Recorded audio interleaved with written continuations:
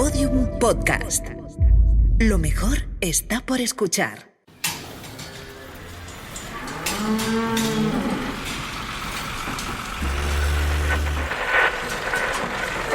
Lo que antes formaba parte del silencioso e inmutable ciclo natural de los animales ha comenzado a transformarse en algo que solo unos pocos vieron venir. Una energía invisible, casi fantasmal, se eleva desde las entrañas de la granja, como si una inteligencia dormida hubiera despertado en el corazón mismo del estiércol.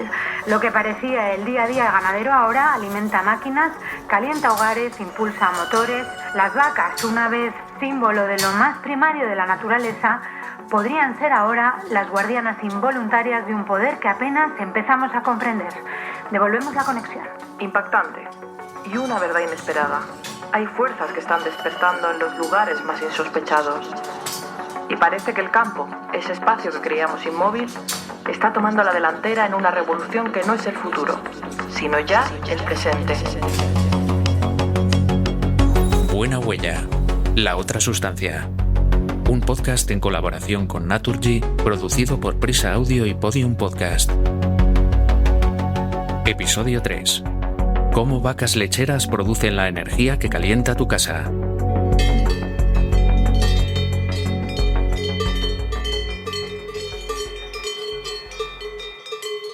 Bienvenidos, soy María Gómez. Sigo aquí porque hay todavía mucho que desentrañar sobre la otra sustancia, esa que nadie imaginaba y que ya está en nuestras realidades diarias. Hablamos del biometano, que tiene orígenes la mar de variados y usos la mar de útiles.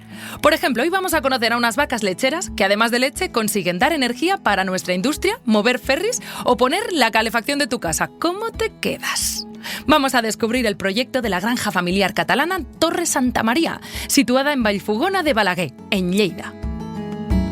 El proyecto de Torre Santa María es un proyecto donde lo que se hace es tratar los residuos ganaderos de una granja y aprovecharlos para hacer, por un lado, compost y fertilizantes y por otro lado, hacer biometano, es decir, hacer un gas renovable que puedas inyectar en la red y utilizarlo en cualquier parte de España o de Europa.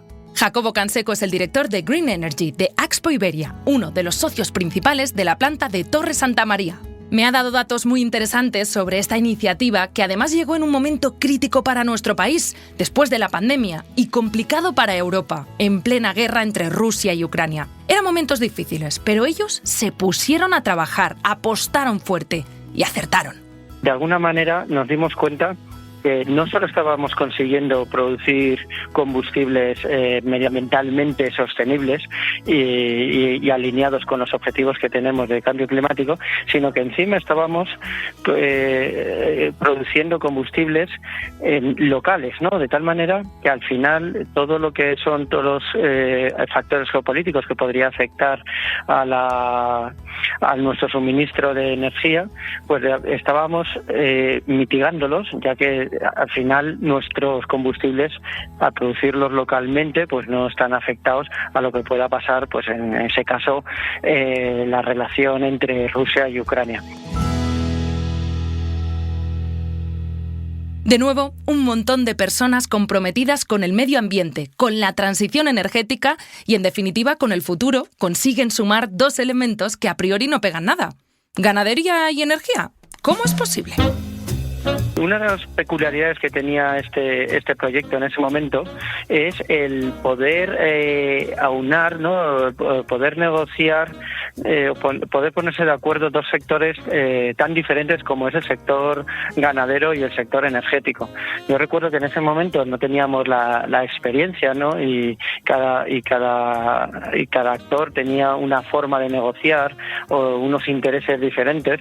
Es posible que el ganadero suela tener unos intereses más a medio plazo, mientras que la industria energética estábamos en ese momento pensando más a largo plazo, pero incluso también pues todo el tema, el desarrollo del contrato, no tenía nada que ver la forma de pensar o la forma de negociar de un sector o de otro. Yo creo que lo bonito de ese momento fue cómo poco a poco pudimos ir encajando las piezas de tal manera que al final conseguimos que los dos actores principales estemos con un confort. De hecho, iniciamos ese matrimonio y seguimos felizmente casados.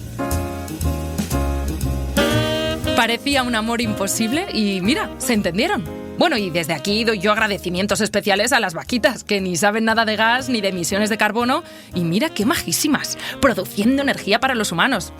Como si con la leche no estuvieran siendo ya súper generosas. ¡Ay, os queremos, vaquitas! Y es que en el fondo la energía nos rodea. O sea, vemos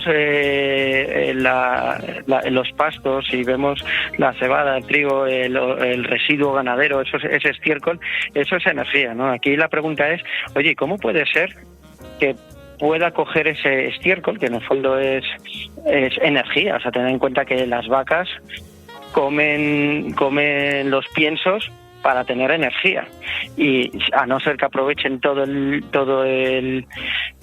pienso, pues a no ser que hagan una digestión completa, pues parte de su residuo aún tiene energía, ¿no?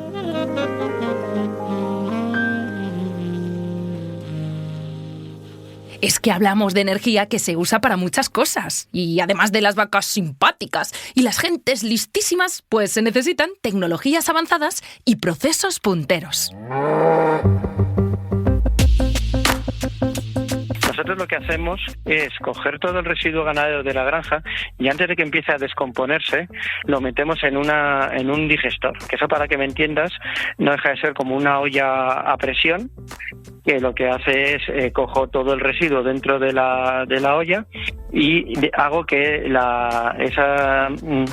esa degradación tenga en un entorno controlado y anaeróbico, es decir, en ausencia de oxígeno.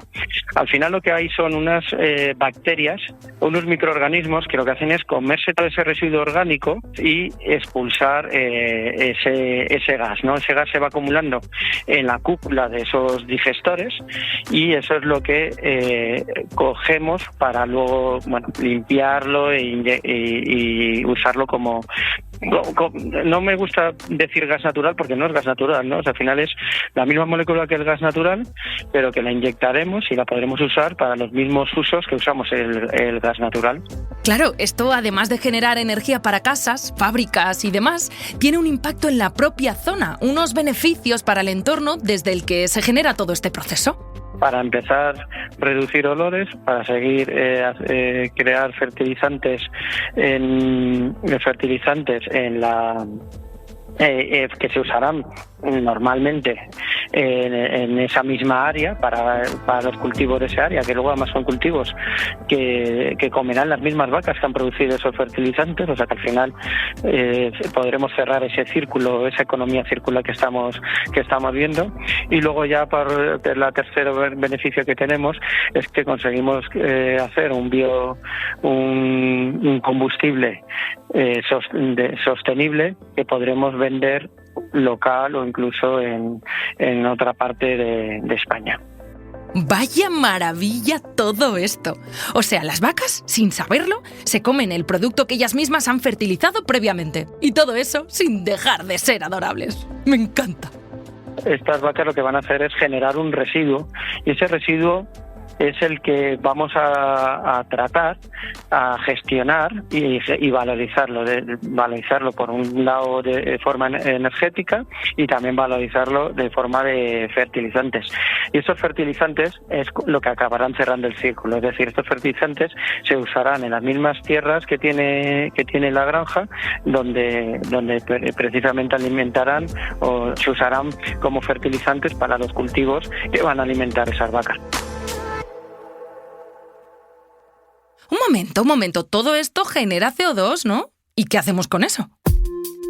El CO2 en sí no es malo, ¿no? O sea, es un gas necesario para vivir. O sea, al final nosotros el CO2 alimenta las plantas que nosotros nos comemos, de la misma manera que pasa con las vacas, ¿no? Entonces el ciclo del CO2 existe y es necesario, y siempre y cuando haya un equilibrio, la vida sigue, ¿no? ¿Cuál es el problema del cambio climático en lo que se basa todo? Lo que se basa todo es el problema de añadir más CO2 a la atmósfera. Ahí, cuando rompemos el equilibrio, es cuando realmente surgen los problemas. ¿Y cuándo pasa eso? No pasa cuando estamos quemando combustible renovable. A nosotros, al quemar biometano, lo único que estamos haciendo es capturar un CO2 de la atmósfera y devolverlo a la atmósfera. Básicamente lo estamos poniendo donde estaba. Vale, pues ya sabiendo que el tema del CO2 es una cosa controlada, me quedo más tranquila. Porque ya os digo que este biometano sirve para no pocas cosas. Algunas muy interesantes y que seguro que no os esperáis. A mí, como resumen, me gusta siempre decir que lo que tenemos es una granja que tiene más de unas 2.000 vacas de leche, y con eso conseguimos producir fertilizantes, producir 20 millones de leche y además mover, como ha pasado, barcos, como puede ser el caso de la experiencia de éxito que hubo de un ferry Barcelona a Menorca, que usó biocombustible producido en la granja Torre Santa María. Suministrar energía a unos altos hornos, a una fábrica de acero o calentar una casa con una calefacción que tira de este gas verde. Las posibilidades son amplísimas. Jacobo nos deja una cosa clara. La revolución ya ha llegado. El biometano vino para quedarse y ya forma parte de nuestras vidas cotidianas. Cuando estamos hablando del biometano, estamos hablando de algo que es posible que lo estemos que lo estamos viendo como algo innovador, porque lo estamos empezando a desarrollar ahora. Sin embargo, no es una cosa de futuro. Esto es importante dejarlo bien claro. El biometano ya está aquí, ya se usa, ya se emplea, ya se produce, se transporta y se consume. Lo que pasa en esta granja de Lleida, además de ser sorprendente, revolucionario y un cambio que ya ha llegado a nuestras vidas, es parte de los muchos esfuerzos conjuntos necesarios para cumplir con los objetivos de freno al cambio climático establecidos por la Unión Europea. Llegamos al final de otro episodio de La Otra Sustancia y lo hacemos como siempre, con aprendizaje, con sorpresa y hoy en concreto con admiración profunda por nuestras granjas y nuestras queridas vacas. Volvemos pronto con más. ¡Os esperamos!